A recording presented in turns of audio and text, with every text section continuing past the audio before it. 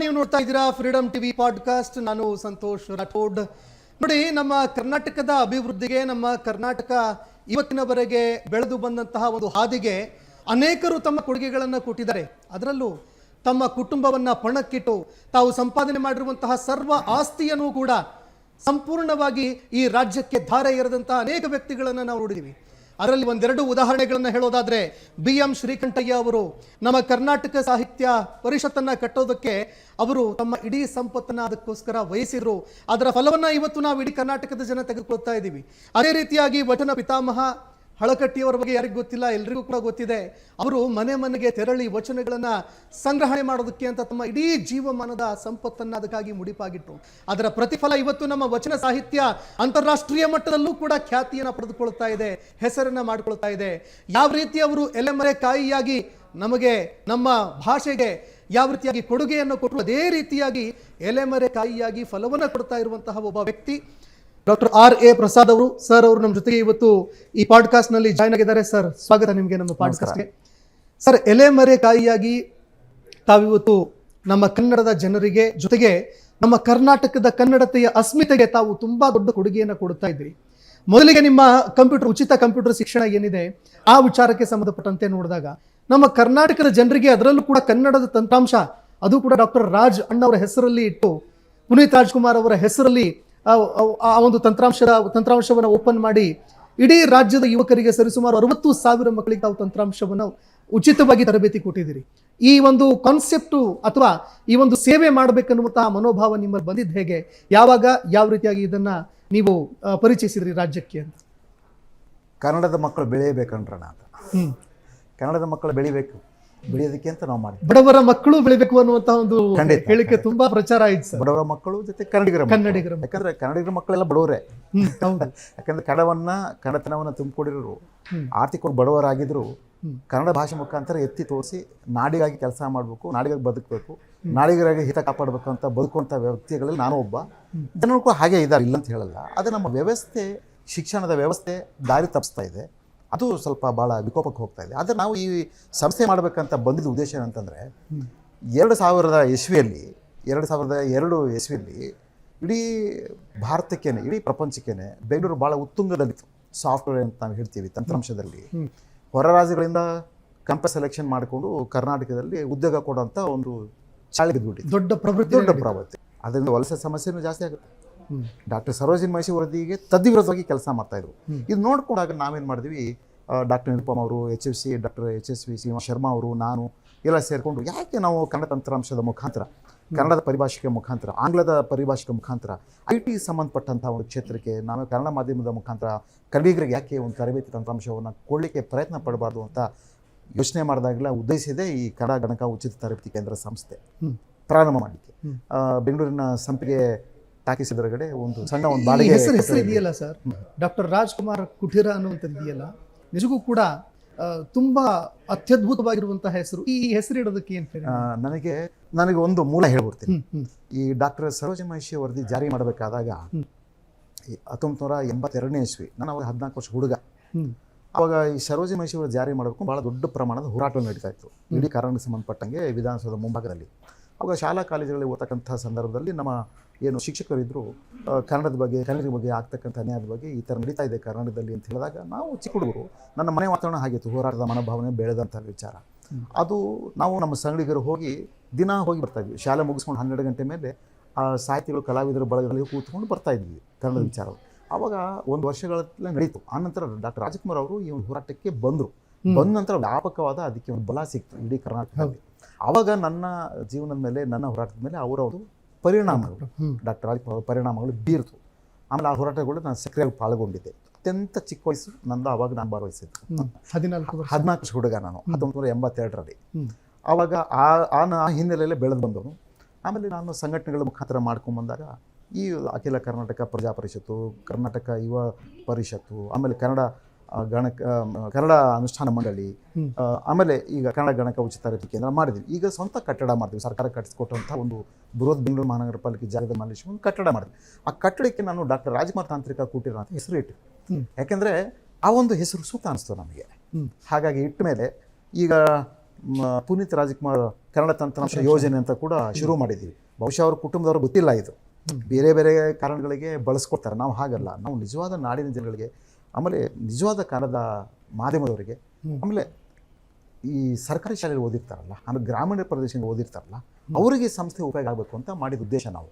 ಯಾಕಂದರೆ ತಂತ್ರಾಂಶ ನೀವು ಬೇರೆ ರಾಜ್ಯದವರು, ಬೇರೆ ಭಾಷಿಕರು, ಆಂಗ್ಲ ಮಾಧ್ಯಮದವರು ಉಪಯೋಗಿಸ್ಕೊಳ್ತಾ ಇದ್ದರೆ, ಕನ್ನಡ ಮಾಧ್ಯಮದ ಓದಿ ಬಂದಿರೋರು, ಹಳ್ಳಿಗಳಿಂದ ಬಂದಿರೋರು, ಗ್ರಾಮೀಣ ಪ್ರದೇಶ ಬಂದರು ಎಲ್ಲಿ ಹೋಗಬೇಕು? ಒಂದು ಕಡೆ ಡಾಕ್ಟರ್ ಸರೋಜಿನಿ ಮಹಿಷಿ ವರದಿ ಜಾರಿ ಮಾಡಿಲ್ಲ, ಇನ್ನೊಂದೆಡೆ ತಂತ್ರಾಂಶ ಅಂತ ಹೇಳಿ ನಮ್ಮವ್ರನ್ನ ಒಡೆದಾಳಿ ನಮ್ಮವ್ರನ್ನ ಬೀದಿ ತಾಳ್ತೀರ. ಎರಡೂ ಭಾಗದಿಂದ ನಮ್ಮವ್ರಿಗೆ ಒತ್ತಡ ಹೇರಿ ನಮ್ಮವ್ರನ್ನ ಅತಂತ್ರ ಮಾಡಿದ್ರೆ ನಮ್ಮ ಜನ ಎಲ್ಲಿ ಬೆಳಿಬೇಕು? ನಮ್ಮ ಜನ ಎಲ್ಲಿ ಹೋಗ್ಬೇಕು?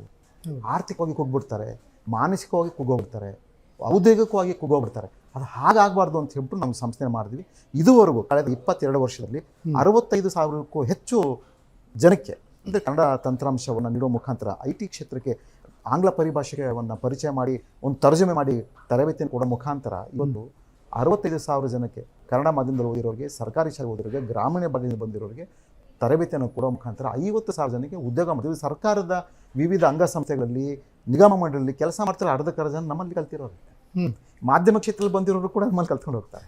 ಆಮೇಲೆ ಬೇರೆ ಬೇರೆ ಥರದ ಅಧಿಕಾರಿಗಳು ಬಂದು ನಮ್ಮಲ್ಲಿ, ಯಾಕಂದರೆ ಆಡಳಿತಾತ್ಮಕ ಕನ್ನಡ ಪದಕೋಶಗಳು, ಆಮೇಲೆ ತಂತ್ರಾಂಶ ಸಂಬಂಧಪಟ್ಟಂಥ ವಿಚಾರಗಳು ನಮ್ಮಲ್ಲಿ ಬಂದು ಕಲ್ತ್ಕೊಂಡು. ಇವತ್ತು ಕೂಡ ಬೆಂಗಳೂರು ನಗರ ಜಿಲ್ಲಾಧಿಕಾರಿ ಕಚೇರಿಯಿಂದ, ಬೆಂಗಳೂರು ಸಿಟಿ ಪೊಲೀಸ್ ಆಯುಕ್ತರ ಕಚೇರಿಗಳಿಂದ ಇವತ್ತು ನಮ್ಮಲ್ಲಿ ಒಪ್ಪಂದ ಮಾಡ್ಕೊಂಡಿದ್ದೀವಿ. ಅಲ್ಲಿ ಯಾರೇ ಬಂದು ಕೂಡ ನಮ್ಮಲ್ಲಿ ತರಬೇತಿ ಕೊಡಬೇಕು ಅಂತ ಹೇಳಿ ಅದೆಲ್ಲ ನಡೀತಾ ಇದೆ. ಅಂದರೆ ಏನಂದರೆ ಸರ್ಕಾರ ಒಂದು ಕಡೆ, ನಾವು ಸರ್ಕಾರಕ್ಕೆ ಸಹಾಯ ಮಾಡ್ತಾ ಇದ್ದೀವಿ ಕನ್ನಡ ತಂತ್ರಾಂಶ ಮುಖಾಂತರ. ಸರ್ಕಾರ ಇಂಥ ಸಂಸ್ಥೆನ ಉಳಿಸಿ ಬೆಳೆಸೋಂಥ ಜವಾಬ್ದಾರಿ ಅವ್ರದ್ದು. ಇಲ್ಲೇನಾಗ್ತಾ ಇದೆ, ಬರೀ ಉಂಡು ಹೋದ ಕೊಂಡು ಹೋದ ಅನ್ನೋ ಸಂಸ್ಕೃತಿ ಬೆಳ್ಕೊಂಡ್ಬಿಟ್ಟಿದೆ. ಶಾಸನಗಳು ಮಾಡ್ತಾರೆ, ಕಾನೂನುಗಳು ಮಾಡ್ತಾರೆ, ಅದರ ಯಾರಿಗೂ ಉಪಯೋಗ ಆಗ್ತದೆ. ಈಗ ಕನ್ನಡ ತಂತ್ರಾಂಶ ತರಬೇತಿಯನ್ನು ಕೊಡಬೇಕು, ಅಥವಾ ಕನ್ನಡದ ಕ್ರಿಯಾತ್ಮಕ ಕೆಲಸ ಮಾಡಬೇಕು, ಅಥವಾ ಕನ್ನಡದ ಸ್ಪರ್ಧಾತ್ಮಕ ಕೆಲಸಗಳು ಮಾಡಬೇಕು ಅನ್ನೋ ವಿಚಾರದಲ್ಲಿ 2003ರಲ್ಲಿ ಕರ್ನಾಟಕ ವಿಧಾನಸಭೆಯಲ್ಲಿ ಕನ್ನಡದ ಸಮಗ್ರವಾದ ಒಂದು ಯೋಜನೆಗಳಿಗೆ ಸಂಘ ಸಂಸ್ಥೆಗಳಿಗೆ ಶಾಶ್ವತ ಅನುದಾನ ಕೊಡಬೇಕು ಅಂತ ನಿರ್ಣಯ ಆಯಿತು, ವರದಿಗಳು ಕೊಟ್ಟರು. ಅದು ಇದುವರೆಗೂ ಜಾರಿಯಾಗಿಲ್ಲ. ಅಂದರೆ ಸರ್ಕಾರದ ಉದ್ದೇಶ ಏನು, ಅಧಿಕಾರಿಗಳ ಉದ್ದೇಶ ಏನು? ಸರ್ಕಾರ ಶಾಸನ ಸಭೆಯಲ್ಲಿ ಶಾಸನ ಮಾಡಿ ಜಾರಿ ಮಾಡಿ ಅಂತ ವರದಿಗಳು ಕೊಟ್ಟರು, ಶಿಫಾರಸು ಮಾಡಿದ್ರು ಅಧಿಕಾರಿಗಳು ಜಾರಿ ಮಾಡಲ್ಲ ಅಂತಂದರೆ ಏನು? ಅಂದರೆ ಪ್ಯಾಕೇಜ್ ಕೊಟ್ಟರೆ ಮಾತ್ರ ಜಾರಿ ಮಾಡ್ತೀರಾ? ಅಂದರೆ ಕನ್ನಡಕ್ಕಾಗಿ ಪ್ಯಾಕೇಜ್ ಕೊಟ್ಟರೆ ಮಾತ್ರ ನೀವು ಜಾರಿ ಮಾಡ್ತೀರಾ? ಅಂದರೆ ನಾನು ಯಾಕೆ ಹೇಳ್ತಾ ಇದ್ದೀನಿ ಅಂದರೆ, ಡಾಕ್ಟರ್ ರಾಜ್ಕುಮಾರ್ ಹೆಸರಿಟ್ಟು ಕಟ್ಟಡಕ್ಕೆ ಅಂತ ನೀವು ಹೇಳಿದ್ರಿ, ನಿಜ. ಆದರೆ ಅಂಥ ಸಂಸ್ಕೃತಿ ಅಧಿಕಾರಿಗಳಲ್ಲಿ ಮತ್ತು ರಾಜಕಾರಣಿಗಳಲ್ಲಿ ಬರ್ತಾರೆ, ಎಂಥ ದುರಂತ ಇದು. ಇವತ್ತು ಡಾಕ್ಟರ್ ರಾಜ್ಕುಮಾರ್ ಇರಬೇಕಾಗಿತ್ತು ನಮ್ಮ ಜೊತೆಗೆ, ನಮ್ಮ ಇಂಥ ವಿಚಾರಗಳಿಗೆ. ಇವತ್ತು ಕೂಡ ನಮಗೆ ಭಾಳ ಅಳು ಬರುತ್ತೆ, ದುಃಖ ಆಗುತ್ತೆ. ಇಂಥ ಜನಗಳು ನಮ್ಮ ಇದ್ದರೆ ಯಾವ ಥರ ಇರೋದು ನಮ್ಮ ನಾಡು, ಹಿಂಗಾಗಿರೋದು, ಬೆಳೆದಿರೋದು ಕನ್ನಡದ್ದು ತುಂಬಾ ಮಿಸ್ ಮಾಡ್ಕೋತಿರಲ್ಲ ಸರ್? ಖಂಡಿತ ಅಂತ ಒಂದು ದೊಡ್ಡ ವ್ಯಕ್ತಿತ್ವ, ಅದು ಕೂಡ ಆ ಒಂದು ಕಾಲಘಟ್ಟದಲ್ಲಿ ಒಂದು ಪ್ರತಿಭಟನೆಯಲ್ಲಿ ಬಹುದೊಡ್ಡದಾಗಿರುವಂತಹ ಚಳವಳಿಯಾಗಿ ರೂಪಿಸಿದಂತಹ ಒಬ್ಬ ವ್ಯಕ್ತಿ ಜೊತೆಗೆ ನಮ್ಮ ನಾಡು ನುಡಿಯಂತ ಯಾವುದಾದ್ರೂ ಸಮಸ್ಯೆಗಳು ಬಂದಾಗ ಮುಖ್ಯ ಭೂಮಿಕೆಯಲ್ಲಿ ಮುಂಚೂಣಿಯಲ್ಲಿ ಬಂದು ಏನೇ ಸಮಸ್ಯೆ ಇದ್ರೂ ಕೂಡ ಅದಕ್ಕೆ ಮಿಡಿತ. ಆಮೇಲೆ ಇನ್ನು ನೋಡಿ, ಸಂಘ ಸಂಸ್ಥೆಗಳ ಹೋರಾಟದ ವಿಚಾರದಲ್ಲಿ ಬಲದಿಂದ 2024ರಲ್ಲಿ ರಾಜ್ಯ ಸರ್ಕಾರ ಒಂದು ಶಾಸನದಲ್ಲಿ ಜಾರಿ ಮಾಡಿದ್ರು, ಸಮಗ್ರ ಕನ್ನಡ ಅಭಿವೃದ್ಧಿ ಅಧಿನಿಯಮ ಅಂತ ಮಾಡಿದ್ರು. ಆ ಅಧಿನಿಯಮ ಯಾಕೆ ಜಾರಿ ಮಾಡಿಲ್ಲ? ಅದಕ್ಕೆ ಯಾಕೆ 100 ಕೋಟಿ ರೂಪಾಯಿ ಮೀಸಲು ಇಟ್ಬಿಟ್ಟು ಇಡೀ ರಾಜ್ಯದಲ್ಲಿ ಜಾರಿ ಮಾಡಿಲ್ಲ? ಯಾಕೆ ಕಾನೂನು ರಚನೆ ಮಾಡಿಲ್ಲ? ಶಾಸನ ರಚನೆ ಆಯಿತು, ಕಾನೂನು ರಚನೆ ಮಾಡಿಬಿಟ್ಟು ನೀವು ಅಧಿಕಾರಿಗಳಿಗೆ ಬಿಡಬೇಕಲ್ಲ. ಇವತ್ತು ಕೂಡ ನಾಮಪತ್ರಗಳು ಕನ್ನಡದಲ್ಲಿಲ್ಲ, ಇವತ್ತು ಕೂಡ ಕನ್ನಡಿಗರಿಗೆ ಉದ್ಯೋಗದ ಹಕ್ಕು ಸಿಗ್ತಾ ಇಲ್ಲ, ಇವತ್ತು ಕೂಡ ಕನ್ನಡ ಅಧಿಪತನ ಆಗ್ತಾ ಇದೆ. ಯಾವುದೇ ರಂಗದಲ್ಲಿ ಇವತ್ತು ಪ್ರಶ್ನೆ ಮಾಡುವಂಥ ಹೊರರಾಜ್ಯವರು ಸೃಷ್ಟಿಯಾಗಿದೆ ಕರ್ನಾಟಕದಲ್ಲಿ. ಇದಕ್ಕೆ ಕಾರಣ ಏನು? ಸರಿಯಾದ ಬಲಗಳಿಲ್ಲ. ಇವತ್ತು ಮಹಾರಾಷ್ಟ್ರದಲ್ಲಿ ಯಾಕೆ ಆ ವಿಚಾರಗಳು ಉದ್ಭವ ಆಗಲ್ಲ? ಯಾಕೆ ತಮಿಳುನಾಡಲ್ಲೇ ಉದ್ಭವ ಆಗಲ್ಲ? ಯಾಕೆ ಕೇರಳದಲ್ಲಿ ಉದ್ಭವ? ಯಾಕೆ ಕರ್ನಾಟಕದಲ್ಲಿ ಬೆಂಗಳೂರಲ್ಲೇ ಉದ್ಭವ ಆಗುತ್ತೆ? ನಮ್ಮ ಸರಿಯಾದ ವ್ಯವಸ್ಥೆಗಳಿಲ್ಲ. ಆಮೇಲೆ ಹಣ ನೀವು ಯಾಕೆ ಖರ್ಚು ಮಾಡ್ತೀರಾ? ಯಾವ ವ್ಯವಸ್ಥೆ ಖರ್ಚು ಮಾಡ್ತೀರಾ? ಕನ್ನಡ ಮತ್ತು ಈ ರಾಜ್ಯ ಉದಯ ಆಗಿದೆ, ರಚನೆ ಆಗಿದೆ ಕನ್ನಡ ಮತ್ತು ಕನ್ನಡಿಗರ ಆಧಾರದ ಮೇಲೆ. ಕರ್ನಾಟಕ ಸ್ಟೇಟ್ ರಿಫಾರ್ಮಾ ಆ್ಯಕ್ಟ್ ಅಂತಿದೆ, ಕರ್ನಾಟಕ ರಾಜ್ಯ ಸಂಘಟನಾ ಕಾಯ್ದೆ ಅಂತಿದೆ, ಪುನರ್ ಸಂಘಟನಾ ಕಾಯ್ದೆ ಅಂತ. ಅದು ಓದಿದಾರ ರಾಜಕಾರಣಿಗಳ ಅಧಿಕಾರಿಗಳು? ಓದಿ ಬನ್ನಿ, ಅದ್ರ ಹೇಳ್ತೆ ಕರ್ನಾಟಕ ಸರ್ಕಾರದ ಅಧೀನದಲ್ಲಿ ಕೆಲಸ ಮಾಡ್ತಕ್ಕಂಥ IAS, IPS, IFS ಅಧಿಕಾರಿಗಳೆಲ್ಲ ಈ ರಾಜ್ಯದ ನೌಕರು. ಅವರು ಕೇಂದ್ರ ಸರ್ಕಾರ ನೌಕರಲ್ಲ, ಅವರು ಕೇಂದ್ರ ಸರ್ಕಾರ ನೌಕರು, ಕೇಂದ್ರದಿಂದ ನಮ್ಮ ಕಳಿಸಿದ್ದಾರೆ ಅನ್ನೋ ಭ್ರಮೆಯಲ್ಲಿದ್ದಾರೆ. ಅವ್ರು ನಮ್ಮ ನೌಕರರು. ನೀವು ಅವ್ರ ಮೇಲೆ ಏನು ಬೇಕಾದ್ರೆ ಕ್ರಮ ತಗೊಳ್ಳೋಕೆ ಅಧಿಕಾರ ಇದೆ. ನೀವು ಯಾಕೆ ವಿಫಲ ಆಗ್ತಾ ಇದ್ದೀರಿ? ಅವ್ರು ವಿಫಲ ಆದ್ರೆ ನೀವು ಯಾಕೆ ಶಾಸನವಾಗಿ ವಿಫಲ ಆಗ್ತಿದ್ರಿ? ರಾಮ ರಾಜಕಾರಣಿಗಳು, ನಮ್ಮ ಅಧಿಕಾರಸ್ಥರು. ಈಗ ತಮಿಳುನಾಡು ಆ ಒಂದು ನೋವು, ನಿಮ್ಮ ನೋವು ನನಗೆ ಕಾಣಿಸ್ತಾ ಇದೆ ಸರ್. ನಾನು ಹೇಳ್ತಾ ಇರೋದೇನೆಂದರೆ, ತಮಿಳುನಾಡಿನಂತಹ ಒಂದು ರಾಜ್ಯ CET ಪರೀಕ್ಷೆ ಅಂತ ಬಂದಾಗ, ನೀಟ್ ಪರೀಕ್ಷೆ ಅಂತ ಬಂದಾಗ, ಅಥವಾ ಅಲ್ಲಿನ ಒಂದು ಅಸ್ಮಿತೆಯ ವಿಚಾರ ಅಂತ ಬಂದಾಗ ಮುನ್ನೆಲೆಗೆ ಬರುತ್ತೆ ಆ ಸರ್ಕಾರ. ಕೇಂದ್ರ ಸರ್ಕಾರದ ವಿರುದ್ಧವಾಗಿ ನೇರವಾಗಿ ಬಿಲ್ ಪಾಸ್ ಪಕ್ಷಾತೀತವಾಗಿ ಬಂದು ಎಲ್ಲದಕ್ಕೂ ನಿಲ್ತಾರೆ. ಆದರೆ ಈ ಒಂದು ರಾಜ್ಯದಲ್ಲಿ ಇದ್ದುಕೊಂಡು, ಅದು ಕೂಡ ನಮ್ಮ ರಾಜ್ಯದ ನಾಡು ನುಡಿಗೋಸ್ಕರ ನಮ್ಮ ಮಕ್ಕಳು, ಅದು ಕೂಡ ಗ್ರಾಮೀಣ ಭಾಗದಲ್ಲಿ ಎಂತೆಂಥ ಪ್ರತಿಭೆಗಳಿದ್ದಾವೆ ಅಂತಂದರೆ, ನಮ್ಮ ಗ್ರಾಮೀಣ ಭಾಗದಲ್ಲಿ ಅವ್ರಿಗೆ ಏನಾದರೂ ನಾವು ಸರಿಯಾದ ರೀತಿಯಲ್ಲಿ ಗೈಡೆನ್ಸ್ ಮಾಡಿದ್ದೆ ಆದರೆ, ಸರಿಯಾದ ಶಿಕ್ಷಣ ಕೊಟ್ಟಿದ್ದೆ ಆದರೆ, ಯಾಕಂದರೆ ಕಂಪ್ಯೂಟರ್ ನೋಡಿರಲ್ಲ ನಮ್ಮ ಮಕ್ಕಳು. ನಾನು ಅದಕ್ಕೆ ಉದಾಹರಣೆ ಕೊಟ್ಬಿಡ್ತೀನಿ. ಇವತ್ತು ಕರ್ನಾಟಕದ ಇತಿಹಾಸ ತಗೊಳ್ಳಿ, ಯಾರು ದೊಡ್ಡ ದೊಡ್ಡ ಸ್ತರದಲ್ಲಿ ಬೆಳೆದಿದ್ದಾರೆ, ಯಾವುದೋ ದೊಡ್ಡ ದೊಡ್ಡ ವಿಚಾರದಲ್ಲಿ ಒಂದು ಕೃಷಿ ಮಾಡಿ ಹೋಗಿದ್ದಾರೆ ಅಂದರೆ ಅವರೆಲ್ಲ ಕನ್ನಡ ಮಾಧ್ಯಮದಲ್ಲಿ ಓದಿರೋರೆ, ಎಲ್ಲ ಗ್ರಾಮೀಣ ಪ್ರದೇಶ ಬಂದಿರೋರೆ, ಆಂಗ್ಲ ಮಾಧ್ಯಮ ಬಂದಿರೋರು ಇಲ್ಲ. ಬೇಕಾದ್ರೆ ನೀವು ಅಂಕಿಅಂಶ ತೆಗೆದುಕೊಳ್ಳಿ. ಹಾಗಾಗಿ ರಾಜಕಾರಣಿಗಳು ಹಾಗೇನೆ ಆ ಕ್ಷೇತ್ರ ಬಂದರೂ ಇಲ್ಲ, ಎಲ್ಲ ಸೂಟ್ಕೇಸ್ ಪಾರ್ಟಿಗಳೇ, ಎಲ್ಲ ರಿಯಲ್ ಎಸ್ಟೇಟ್ ಪಾರ್ಟಿಗಳೇ, ಅಥವಾ ಇನ್ಯಾವುದೋ ಮಾರ್ಗದಲ್ಲಿ ಹಣ ಸಂಪಾದನೆ ಬಂದು ಮಾಡ್ಕೊಂಡಿರೋರೇ ಇವತ್ತು ಅಧಿಕಾರದಲ್ಲಿ ರಾಜಕಾರಣಿಗಳಾಗಿ ರೂಪುಗೊಳ್ತಾ ಇದ್ದಾರೆ. ಇವರಿಂದ ನೀವು ಏನು ನ್ಯಾಯಗಳನ್ನು ಉಪಯೋಗಿಸ್ತೀರ, ನಿರೀಕ್ಷೆ ಮಾಡ್ತೀರಾ ಕರ್ನಾಟಕಕ್ಕೆ, ಕನ್ನಡಿಗರ ಭವಿಷ್ಯಕ್ಕೆ? ಅದರಿಂದನೇ ಸೋಲುಗಳಾಗ್ತಾ ಇದೆ. ಸರಿಸುಮಾರು 65,000 ಜನ ಮಕ್ಕಳು. ಸರ್ಕಾರಕ್ಕೂ ಇದು ಸಾಧ್ಯ ಆಗುತ್ತೋ ಇಲ್ಲೋ ನನಗೆ ಗೊತ್ತಿಲ್ಲ sir. Is it possible or not ನನಗೆ ಗೊತ್ತೇ ಇಲ್ಲ. ಆದರೆ 65,000 ಮಕ್ಕಳಿಗೆ ನೀವು ಉಚಿತ ಶಿಕ್ಷಣ ತರಬೇತಿಯನ್ನು ಕೊಟ್ಟು ಅದರ ಜೊತೆಗೆ 50,000 ಮಕ್ಕಳ ಜೀವನ ರೂಪಿಸಿದ್ದೀರಿ ಅಂತಂದರೆ 50,000 ಕುಟುಂಬಗಳು ಇವತ್ತು ನಿಮ್ಮಿಂದ ನಡೀತಾ ಇದೆ ಅಂತ ಅರ್ಥ.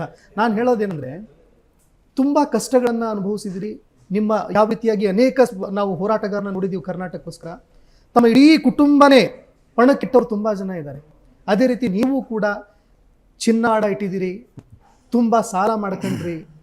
ಇದರ ಹೊರತಾಗಿಯೂ ಕೂಡ ಈ ಸರ್ಕಾರಗಳು ನಮ್ಮ ಜಿಡ್ಡು ಹಿಡಿದಿರುವಂತಹ ವ್ಯವಸ್ಥೆ, ಈ ದಪ್ಪ ಚರ್ಮಕ್ಕೆ ಇದು ಕೇಳಿಸಲ್ಲ ಅಂತಂದಾಗ ತುಂಬ ನೋವಾಗತ್ತಲ್ಲ ಸರ್? ನೋಡಿ, ನನ್ನ ಕಣ್ಣಲ್ಲಿ ನೀರು ಬತ್ತೋಗಿದೆ, ನೋವಲ್ಲಿ ನಗ್ತಾ ಇದ್ದೀನಿ ಅಷ್ಟೇ. ಇಷ್ಟು ಹೇಳುವುದು ಯಾಕಂದರೆ ನಾನು ಕನ್ನಡದಿಂದ ಐಷಾರಾಮಿ ಜೀವನ ಮಾಡೋದಲ್ಲ, ಐಷಾರಾಮಿ ಜೀವನ ಮಾಡಲಿಕ್ಕೆ ವ್ಯವಸಾಯ ಮಾಡ್ತಾಯಿದ್ದೀನಿ ಬೇರೆಯವ್ರ ಮಕ್ಕಳೆಲ್ಲ ಜೊತೆಗೆ. ಯಾಕಂದರೆ ನಾನು ಚಿಕ್ಕ ವಯಸ್ಸಲ್ಲಿದ್ದಾಗ ನಾನು ಕನ್ನಡ ಮಾಧ್ಯಮದಲ್ಲಿ ಅಭ್ಯಾಸ ಮಾಡಬೇಕಾದ್ರೆ ಸರ್ಕಾರಿ ಶಾಲೆಯಲ್ಲಿ ಓದ್ತಾ ಇದ್ದಾಗ ಅವರು ಕೂಡ ಆಂಗ್ಲ ಮಾಧ್ಯಮ ಇತ್ತು, ಒಂದೊಂದು ವಿಭಾಗಗಳಿತ್ತು ಕರ್ನಾಟಕ ಸರ್ಕಾರದ ಪಠ್ಯಕ್ರಮಗಳಲ್ಲಿ. ಅವರಿಗೆ ಟೇಬಲಲ್ಲಿ ಕೂಡಿಸೋರು, ನಮ್ಮನ್ನೆಲ್ಲ ನೆಲ ಮೇಲೆ ಕೂಡಿಸೋರು, ತಾರತಮ್ಯಗಳಿತ್ತು. ಆಮೇಲೆ ನಮಗೆ ಚಡ್ಡಿಗಳು ಹಾಕೋರು, ಅವರು ಪ್ಯಾಂಟ್ಗಳು ಉಡ್ಸೋರು. ಅಂದರೆ ಆವಾಗಲಿಂದನೇ ಇವೆಲ್ಲ ಸಮಸ್ಯೆಗಳಿತ್ತು. ನಾವು ಆವಾಗಲಿಂದನೇ ಒಂದು ಕ್ರಾಂತಿಕಾರಕ ಭಾವನೆಗಳನ್ನು ಯೋಚನೆ ಮಾಡ್ಕೊಂಡ್ಬಂದಿದ್ದು. ಹಾಗಾಗಿ ಆ ನೋವುಗಳು ಇನ್ನೊಬ್ರಿಗೆ ಆಗಬಾರ್ದು. ನಮ್ಮ ಒಂದು ಬುದ್ಧಿಶಕ್ತಿಯನ್ನು ನಮ್ಮ ಮುಖಾಂತರ ದಾರಿ ಇರಲಿಕ್ಕೆ ಏನೇನು ಸಾಧ್ಯ ನಾವೆಲ್ಲ ಮಾಡಬೇಕು ಅನ್ನೋ ಒಂದು ಛಲ ನನ್ನಲ್ಲಿ ಬಂದಿರೋದ್ರಿಂದ ಈ ಸಂಸ್ಥೆ ಮಾಡೋಕ್ಕೆ ಅವಕಾಶ ಆಯಿತು.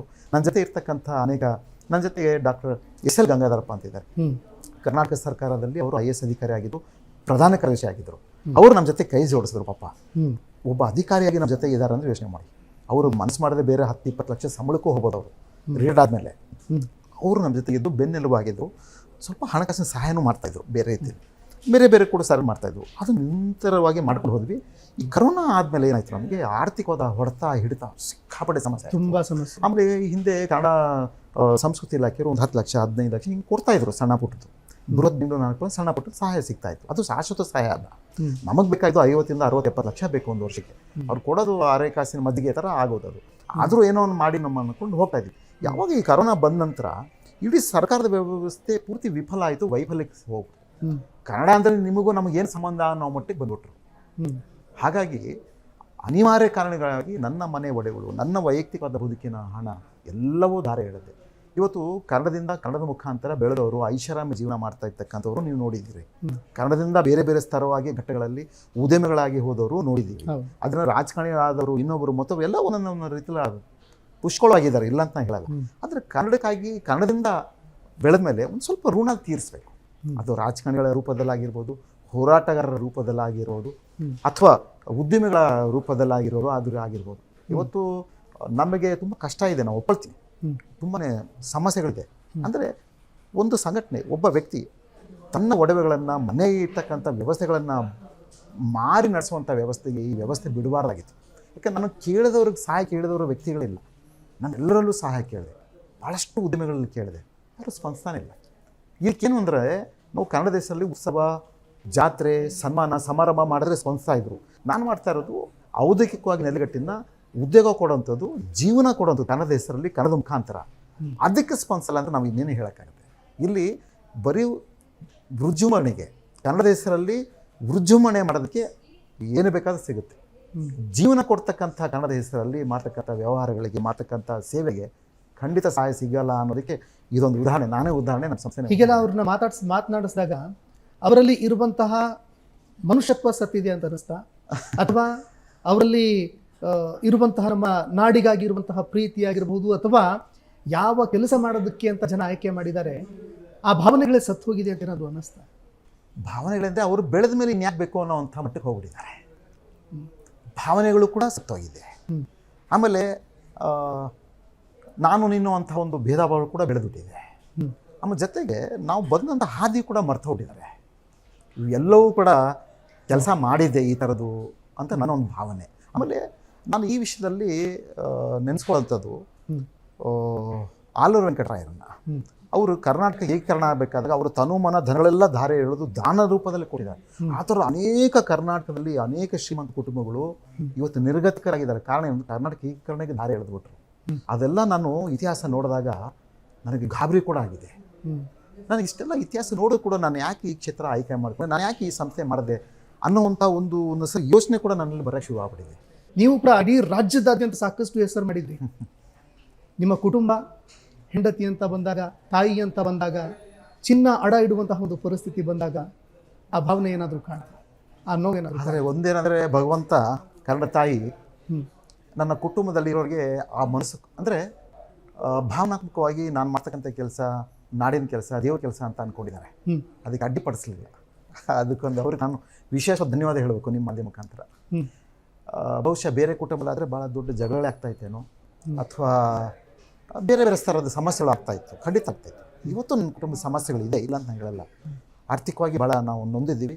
ಈ ಒಂದು ಕ್ಷೇತ್ರಕ್ಕೆ ಬಂದಮೇಲೆ ಅಂದರೆ ವಿಶೇಷವಾಗಿ ಈ ಸಂಸ್ಥೆಗೆ ನಾನು ಇಷ್ಟೆಲ್ಲ ಹಣ ಧಾರೆ ಇಡೋದನ್ನ ಅಥವಾ ಒಂದು ಭಾವನಾತ್ಮಕವಾಗಿ ಅವ್ರಿಗೆ ನೋವಿದೆ. ಆದರೆ ಆ ನೋವಲ್ಲೂ ಕೂಡ ಎಲ್ಲೋ ಒಂದು ಕಡೆ ಅವ್ರಿಗೆ ಹಿತ ಇದೆ. ಆದರೆ ಮಾಡಿರೋದು ನಾಡಿಗಾಗಿ, ನಾಡಿಗರಿಗಾಗಿ, ಅದರಿಂದ ನಮಗೊಂದು ಒಳ್ಳೇದಾಗುತ್ತೆ ಅನ್ನೋವಂಥ ಭಾವನೆ ಅವರಲ್ಲಿದೆ. ಅದರಿಂದ ನಾನು ಇದು ಮಾಡೋಕ್ಕೆ ಸಾಧ್ಯ ಆಯಿತು ಅಂತ ನಾನು ಅಂದ್ಕೊಂಡಿದ್ದೆ. ಅಂದರೆ ಅವರು ಒಂದು ಹೇಳ್ತಾ ಇರ್ತಾರೆ, ಬಹುಶಃ ನೀವು ಮಾಡಿದಿರಿ, ಆದರೆ ನೀವು ನಿರೀಕ್ಷೆ ಅಂತ ಇಟ್ಕೊಂಡಿಲ್ಲ. ನಿಮ್ಮ ಕನ್ನಡ ಸೇವನೆ ನಿಮಗೆ ಯಾವುದೋ ಒಂದು ಮುಖಾಂತರ ನಿಮಗೆ ಸಂಸ್ಥೆಗೆ ನಿಮಗೆ ಸಹಾಯ ದೊರಕಿಸುತ್ತೆ, ಆಶಾಭಾವನೆ ಆಗಿರಿ, ಖಂಡಿತ ಅದಾಗುತ್ತೆ ಅಂತ ನನ್ನ ಮನೆಯವರು, ನನ್ನ ಮಗಳು ಇಬ್ಬರೂ ಹೇಳ್ತಾರೆ. ಅದೊಂದು ನಾನು ಪುಣ್ಯವಂತ ಅಂತ ಹೇಳ್ಕೊಳ್ತೀನಿ. ಯಾಕಂದರೆ ನನ್ನ ಜೊತೆ ಇರ್ತಕ್ಕಂಥ ನನ್ನ ಸ್ನೇಹ ವರ್ಗ, ನನ್ನ ಜೊತೆ ಇರ್ತಕ್ಕಂಥ ಏನು ಸಿಬ್ಬಂದಿಗಳು, ನೀವು ನಂಬ್ತಿರಲ್ಲೋ 3-4 ತಿಂಗಳಿಂದ ಇದುವರೆಗೂ ನಾನು ಅವ್ರಿಗೆ ಸಂಬಳ ಕೊಡೋಕ್ಕಾಗಲಿಲ್ಲ, ಕೊಟ್ಟಿಲ್ಲ, ಇವತ್ತು ಕೂಡ ಕೊಟ್ಟಿಲ್ಲ.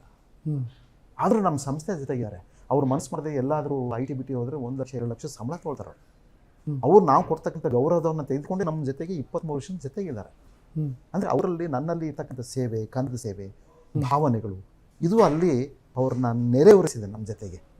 ಆ ಎಲ್ಲ ಶಕ್ತಿ ನನ್ನ ಜೊತೆ ಇರೋದ್ರಿಂದ ನಾನು ನುಗ್ತಾ ಇದ್ದೀನಿ, ಕೆಲಸ ಮಾಡ್ತಾ ಇದ್ದೀನಿ. ಆದರೆ ಇಲ್ಲಿ ಒಂದೇನು ಅಂತಂದರೆ ಪಾಪ ತುಂಬ ಕಷ್ಟ ಜೀವಿಗಳಿರ್ತಾರೆ, ಅವ್ರಿಗೆ ಬೇಕಾದ ಸಣ್ಣ ಪುಟ್ಟ ಸಹಾಯ ಮಾಡೋಕ್ಕೆ ರೆಡಿ ಇದ್ದಾರೆ. ಶ್ರೀಮಂತ ವರ್ಗ ಇದ್ರ ಬಗ್ಗೆ ಚಕಾರನೇ ಇತ್ತಲ್ಲ.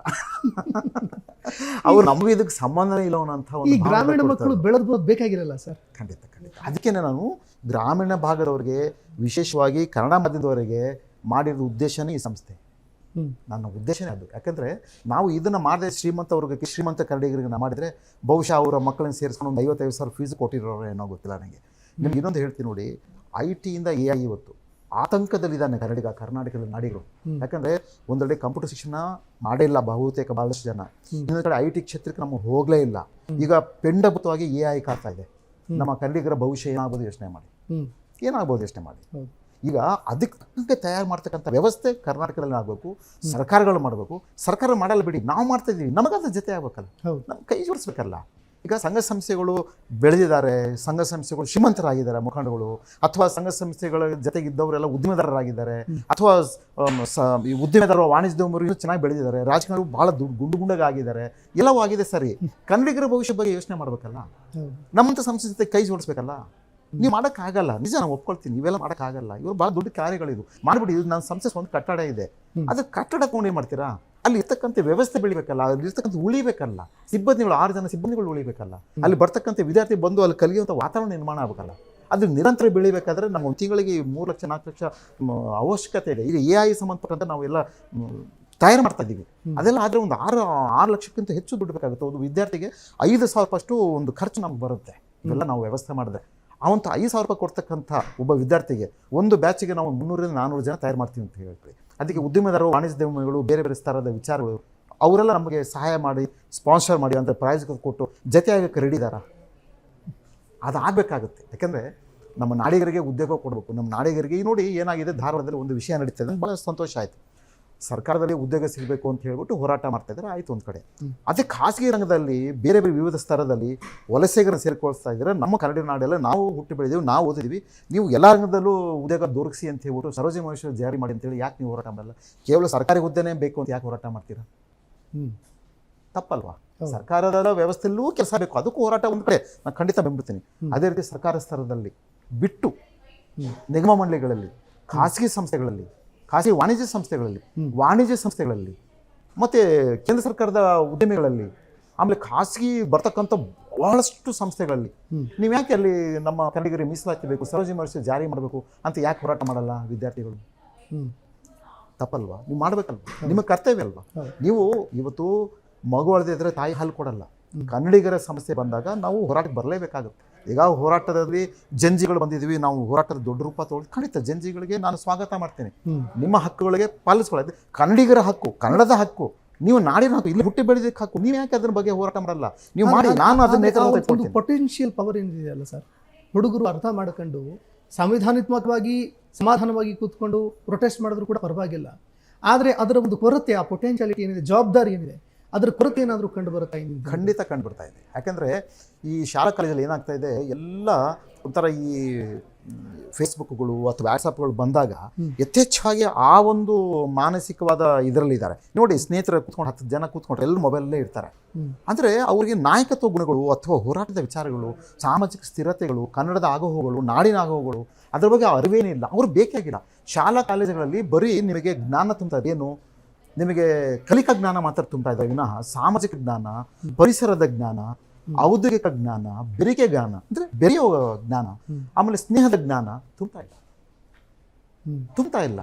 ಈ ಕರೋನಾ ಬಂದ ನಂತರ ಯಾವ ಥರ ಅಸ್ಪೃಶ್ಯತರ ಬೇರೆ ಬೇರೆ ದೂರ ಇದ್ರಲ್ಲ, ಅದೇ ಥರ ಮನುಷ್ಯರು ದೂರ ಮಾಡಿಬಿಟ್ಟಿದ್ದಾರೆ ಈಗ. ಅದು ಬಹುಶಃ ಈ ಶಾಲಾ ಕಾಲೇಜುಗಳಲ್ಲಿ ಮತ್ತೆ ಪುನರಾವರ್ತನೆ ಆದರೆ ಹಳೆ ದಿನಗಳ ಥರ ಖಂಡಿತ ಇವುಗಳ ಆಗುಹೋಗಳು ಮತ್ತು ಅರಿವುಗಳು ಮತ್ತು ಹೋರಾಟದ ರೂಪಗಳು, ನಾಯಕತ್ವ ಗುಣಗಳು ಮತ್ತು ಅವರು ಹಕ್ಕುಗಳ ಬಗ್ಗೆ ವಿಚಾರವಂತಿಕೆ ಬರುತ್ತೆ. ಇಲ್ಲೊಂದು ಬರಲ್ಲ. ಈಗ ನೋಡಿ, ನಾನು ಈ ಸಂಸ್ಥೆ ಮಾಡಿದ್ದಕ್ಕೆ 65,000 ಜನಕ್ಕೆ ಕನ್ನಡ ತಂತ್ರಾಂಶ ಮುಖಾಂತರ ನಾವು ಉದ್ಯೋಗ ತರಬೇತಿ ಕೊಡೋದಕ್ಕೆ ಒಂದು ಅವಕಾಶ ಆಯಿತು. ಕನ್ನಡದ ಮುಖಾಂತರ ಕನ್ನಡದ, ಆಮೇಲೆ ಜೊತೆಗೆ ಕನ್ನಡದ ತಂತ್ರಾಂಶ ಅನುಷ್ಠಾನ ಮಾಡಿ ಸರ್ಕಾರದಲ್ಲಿ ಕನ್ನಡದ ಆಡಳಿತಕ್ಕೆ ನಾವು ಸಹಕಾರ ಮಾಡ್ತಾ ಇದ್ದೀವಿ. ರಾಜ್ಯ ಸರ್ಕಾರ ನಮ್ಮ ಮೇಲೆ ಋಣ ಆಗಿರಬೇಕು, ನಮ್ಮ ಸಂಸ್ಥೆ ಮೇಲೆ. ಇವತ್ತು ಕನ್ನಡ ತಂತ್ರಾಂಶ ಕಲಿಸಿ ಕನ್ನಡ ಸರ್ಕಾರಕ್ಕೆ, ಕರ್ನಾಟಕ ಸರ್ಕಾರಕ್ಕೆ ಖಾಸಗಿ ರಂಗದಲ್ಲಿ ಕನ್ನಡ ತಂತ್ರಾಂಶ ಅನುಷ್ಠಾನ ಮಾಡ್ತಕ್ಕಂಥ ಕೆಲಸ ಯಾವ ಸಂಸ್ಥೆ ಕೂಡ ಮಾಡ್ತಿಲ್ಲ, ಸರ್ಕಾರ ಕೂಡ ಮಾಡ್ತಿಲ್ಲ. ನಮ್ದು ಏಕೈಕ ಸಂಸ್ಥೆ ಇಡೀ ಕರ್ನಾಟಕದಲ್ಲಿ. ಈಗ ನಾನೇ ತಗೊಳ್ಳಿ ಉದಾಹರಣೆ. ಈಗ ನೀವು ಹೇಳಿದ್ರಿ ಸರ್ ಈ ಥರ ಮಾಡಿದ್ರೆ ಹಿಂಗಿದೆ, ಖಂಡಿತ ಅದು ಇವತ್ತು ನಾನು ಐಷಾರಾಮಿ ಜೀವನ ಮಾಡಬೇಕು ಈ ಸಂಸ್ಥೆ ಮಾಡಿದ್ರೆ ನಾನು ಇವತ್ತು ಭಾಳ ದೊಡ್ಡ ಶ್ರೀಮಂತಾನೆ ಮಾಡ್ಕೊಳಕ್ಕಾಗಿಲ್ಲ. ನಾನು ಈ ಥರ ಸೇವೆ ಮಾಡ್ಕೊಂಡವನು. ಆಮೇಲೆ JH ಪಟೇಲ್ ಇದಾಗ ಹೇಳ್ತಾರೆ, ಪ್ರಸಾದ್ ನಿನಗೇನು ಬೇಕು ಕೇಳು ಅಂತ ಹೇಳೋರು. ನಾವು ಡಾಕ್ಟರ್ ಸರೋಜಿ ಮಹಿಷಿ ಜರಿ ಆಗಬೇಕು, ಅದು ಇದು ಬಿಸಿ ರಕ್ತ 30 ವರ್ಷದ ಹಿಂದೆ ಹೇಳ್ತಾರೆ, 32 ವರ್ಷದಿಂದ ಸರ್ ನಮಗೇನಿಲ್ಲ ಹಿಂಗಾಗಬೇಕು ಅಂತ ಹೇಳಿ, ನಿಮ್ಗೆ ಏನು ಬೇಕು ಹೇಳು ಅಂತ. ನಾನು ನನ್ನ ಸಂಸ್ಥೆಗೆ ಬೇಕು, ನನಗೆ ಬೇಕು ಅಂದರೆ ಒಂದು 5-10 ಎಕರೆ ಜಮೀನು ಕೊಟ್ಟಿರೋರು, 10-6 ಕೋಟಿ ದುಡ್ಡು ಕೊಟ್ಟಿರೋರು. ನಮಗೆ ಅದು ಆ ಕಲ್ಪನೆಗಳು ಬರಲಿಲ್ಲ. ಈಗಿನ ಹೋರಾಟದ ನಾಯಕತ್ವ ಈಗಿನ ನೋಡಿದಾಗ ನನಗೆ ನಾಚಿಕೆನೂ ಆಗುತ್ತೆ, ಸಂಕೋಚನ ಆಗುತ್ತೆ ಅಂತ ದಿಗ್ಭ್ರಾಂತನ ಕೂಡ ಆಗಿದ್ದೀನಿ ಎಷ್ಟೋ ಸರಿ. ಆದರೆ ನಮ್ಗೆ ಈ ಥರ ಮನಸ್ಸೇ ಬರಲಿಲ್ಲ. ನಮಗೆ ನಾವು ಯಾಕೆ ಆ ಥರ ಇದ್ಬಿಟ್ಟಿವಿ ಅಂತ ಅನಿಸುತ್ತೆ. ಆದರೆ ಈ ಕಾಲ ಮಿಂಚಿಬಿಟ್ಟಿದೆ. ಹಾಗಾಗಿ ನಾಡಿಗರು, ಕನ್ನಡಿಗರು, ಉದ್ಯಮಿದಾರರು, ಉಳ್ಳವರು ಇಂಥ ಒಂದು ಸಂಸ್ಥೆಯ ಒಂದು ಬೆನ್ನೆಲುಬಾಗಿ ಬಂದು ಸಹಾಯ ಮಾಡಿ, ದತ್ತು ತೆಗೆದುಕೊಳ್ಳಿ, ಮಾಡಿ ಖಂಡಿತ ಜೊತೆಸು. ಯಾಕಂದ್ರೆ ನಾವು ಮಾಡ್ತಾ ಇರೋದಂತಲ್ಲ, ಎಲ್ಲರೂ ಸೇರಿ ಮಾಡಬೇಕು ಅಂತ ವಿಚಾರ ಇದು. ಇವತ್ತು ಇನ್ಫೋಸಿಸ್ ಸಂಸ್ಥೆಗಳು, ಬೇರೆ ಬೇರೆ ದೊಡ್ಡ ಸಂಸ್ಥೆಗಳು ನಾವು ಕೋಟ್ಯಾಂತರ ರೂಪಾಯಿ ಕೊಟ್ಟಿದ್ದೀವಿ, ದಾನ ಮಾಡ್ತೀವಿ ಅಂತ ಹೇಳ್ತಾರೆ. ಯಾರಿಗೆ ಸಮಯ ಮಾಡಿದ್ದೀರಾ? ನಮ್ಮ ನಾಡಿಗೋಸ್ಕರ ಮಾಡಿದ್ದೀರಾ? ಕನ್ನಡಕ್ಕೋಸ್ಕರ ಮಾಡಿದ್ದೀರಾ? ಕೊಡಿ, ಲೆಕ್ಕ ಕೊಡಿ ನೋಡೋಣ. ಇಲ್ಲ. ಉದ್ಯಮಿದಾರರು CSR ಫಂಡ್ಗಳು ಅಥವಾ ವೆಲ್ಫೇರ್ ಫಂಡ್ಗಳೆಲ್ಲ ಕೊಡ್ತೀರಿ, ಯಾರಿಗೆ ಕೊಡ್ತೀರಾ? ನಮ್ಮಂಥ ಸಂಸ್ಥೆಗಳು ಕೊಡ್ತೀರಾ? ಯಾರಿಗೆ ಕೊಡ್ತೀರಾ? ಲೆಕ್ಕ ಕೊಡಿ. ಈಗ ಸರ್ಕಾರ ಹೇಳುತ್ತೆ ನಾವು CSR ಫಂಡು, ವೆಲ್ಫೇರ್ ಫಂಡ್ ಎಲ್ಲ ನಾವು ಇನ್ಮೇಲೆ ಲೆಕ್ಕ ತಿಳ್ಕೊಳ್ತೀವಿ, ನಾವು ಸರ್ಕಾರಕ್ಕೆ ಉಪಯೋಗಿಸ್ಕೊಳ್ತೀವಿ ಅಂತ. ಆ್ಯಕ್ಚುಲಿ ನಿಜ ಹೇಳಬೇಕಂದ್ರೆ ಸರ್ಕಾರ ಉಪಯೋಗಿಸ್ಕೋಬಾರ್ದು. ಅದು ನಮ್ಮಂಥ ಸಂಘ ಸಂಸ್ಥೆಗಳಿಗೋಸ್ಕರ ಇರುವಂಥ ಫಂಡ್. ಅದು ನಿಮಗೆ ಸರ್ಕಾರಕ್ಕೆ ಆದಕ್ಕಂಥ ತೆರಿಗೆಗಳು ಬರುತ್ತೆ, ಆ ತೆರಿಗೆ ಹಣ ನೀವು ಉಪಯೋಗಿಸ್ಕೊಂಡು ಮಾಡಬೇಕು. ನೀವು ಸಾರ್ವಜನಿಕ ಕೆಲಸ ಮಾಡೋದು ಹಣ ಕೂಡ ನೀವು ಉಪಯೋಗಿಸ್ಕೊಳ್ಳೋದಾದ್ರೆ ಮತ್ತು ನಮ್ಮಂಥ ಸಂಸ್ಥೆಗಳು ಎಲ್ಲಿ ಹೋಗಬೇಕು? ಇದು ಭಾಳ ಗಂಭೀರವಾದ ಪ್ರಶ್ನೆ, ಭಾಳ ಗಂಭೀರವಾದ ವಿಚಾರ. ಹಾಗಾಗಿ ನಾಡಿನಲ್ಲಿ ಇರ್ತಕ್ಕಂಥವ್ರು ಎಲ್ಲರೂ ಕೂಡ ಇಂಥ ಒಂದು ಸಂಸ್ಥೆ ಬದುಕಿಸ್ಬೇಕು, ಇಂಥ ಸಂಸ್ಥೆ ಉಳಿಬೇಕು. ನನಗೋಸ್ಕರ, ನಮಗೋಸ್ಕರ ಅಲ್ಲ, ನಾಡಿಗರಿಗೋಸ್ಕರ, ಕನ್ನಡಕ್ಕೋಸ್ಕರ. ಆಮೇಲೆ ಯಾರು ಇದನ್ನು ವಿಫಲ ಮಾಡಿ ಈ ಥರ ಸಮಸ್ಯೆ ಉಂಟು ಮಾಡಿದ್ರು ಅಂತ ಅಧಿಕಾರನ ತಕ್ಕ ಶಾಸ್ತಿ ಮಾಡಬೇಕು. ಅದು ಕೂಡ ಹೋರಾಟದ ರೂಪದಲ್ಲಿ ಆಗಬೇಕು. ನಾನು ಯಾಕಂದರೆ ನಮ್ಮಂಥ ಸಂಸ್ಥೆಗಳು ನಂದು ಒಂದು ಕಡೆ ಆದರೆ ಇದೇ ಥರ ಮಾಡ್ತಕ್ಕಂಥ ಬೇರೆ ಬೇರೆ ಸಂಸ್ಥೆಗಳು ಇರ್ಬೋದು, ಅದಕ್ಕೂ ಸಹಾಯ ಸಿಗಬೇಕಲ್ಲ. ಈ ಥರದ ಯೋಜನೆಗಳಿಗೆ ನೀವು ಮಾಡಲ್ಲ ಅಂದರೆ ಇವತ್ತು ಕರ್ನಾಟಕ ಸರ್ಕಾರದಲ್ಲಿ ಕನ್ನಡದ ಕೆಲಸಕ್ಕೆ ಪ್ರತ್ಯೇಕವಾದ ಒಂದು ಲೆಕ್ಕ ಶೀರ್ಷಿಕೆ ಇಲ್ಲ ಅಂದರೆ ಎಷ್ಟು ನಾಚಿಕೆಗೇಡಿನ ವಿಷಯ. ಇವತ್ತು ನಾವು ಕನ್ನಡದ ಕೆಲಸ ಮಾಡಬೇಕಾದ್ರೆ ಸಾಂಸ್ಕೃತಿಕ ಲೆಕ್ಕಶಿಕ್ಷೆ ಅಡಿಯಲ್ಲಿ ಕೊಡ್ತಾರೆ, ಪ್ರಶ್ನೆ ಮಾಡ್ತಾರೆ, ನೀವು ಸಾಂಸ್ಕೃತಿಕ ಕಾರ್ಯಕ್ರಮ ಯಾಕೆ ಮಾಡಿಲ್ಲ ಅಂತ. ನಾವು ಏನೇನು ನೃತ್ಯ ಮಾಡ್ಬೇಕಾ ಕನ್ನಡ ಕೆಲಸ ಬಿಟ್ಬಿಟ್ಟು ಅಲ್ಲಿ ಕೊಡಬಾರದಕ್ಕೆಲ್ಲ ಕೊಡ್ತಾ ಇದ್ದಾರೆ ಹಣಗಳನ್ನು, ಬೇರೆ ಬೇರೆ ಇಲಾಖೆಗಳು ಎಲ್ಲನೂ ಕೊಡ್ತಾರೆ.